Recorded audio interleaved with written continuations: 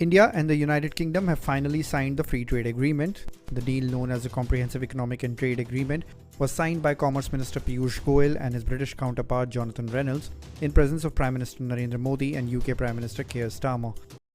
नमस्कार दोस्तों, स्वागत है आपका ट्रिवियल एड में। आज बात करेंगे एक बहुत ही बड़ी और ऐतिहासिक डील की। इंडिया और यूके के बीच finally free trade agreement sign हो चुका है। क्या बदलेगा इस डील से? भारत को क्या फायदा होगा? यूके को क्या मिलेगा? और क्या इसमें कुछ खतरे भी हैं?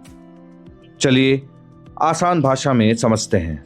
India UK free trade agreement यानी एफटीए को लेकर 2022 से ही बात चल रही थी और अब 2025 में ये डील साइन हो चुकी है।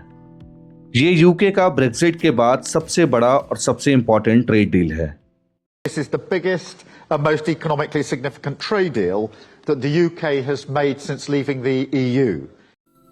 पीएम नरेंद्र मोदी और यूके के पीएम केयर स्टारमर ने इसे ऐतिहासिक बताया है।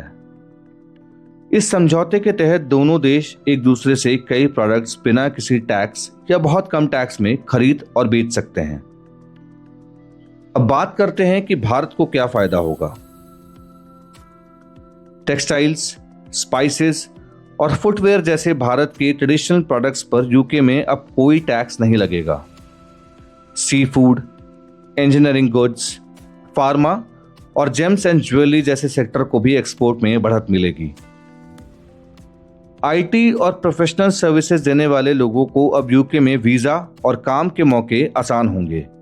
इंडियन वर्कर्स को यूके में 3 साल तक सोशल सिक्योरिटी देने से छूट मिलेगी, जिससे हर साल हजारों की बचत हो सकती है। ये डील खासकर एमएसएमईज और स्टार्टअप्स के लिए बहुत फायदे की है। अब बात करते हैं कि यूके को क्या फायदा होगा।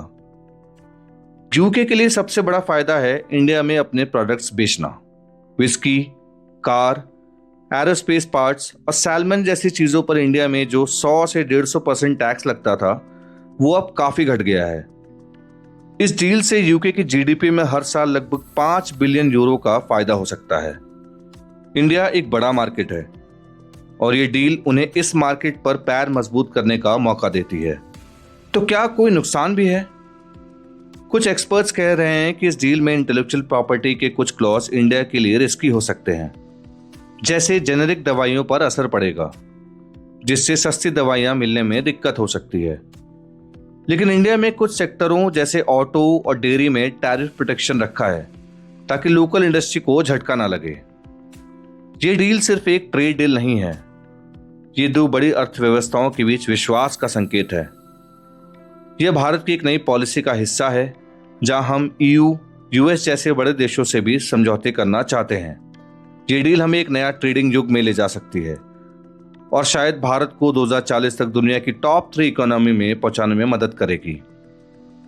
तो दोस्तों, आपको क्या लगता है, इस डील से सबको फायदा होगा, इंडिया को या यूके को? नीचे कमेंट में अपनी राय जरूर बताएं।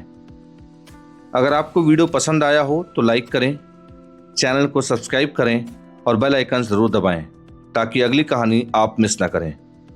मिलते हैं अगले वीडियो में, तब तक के लिए जय हिंद, वंदे मातरम।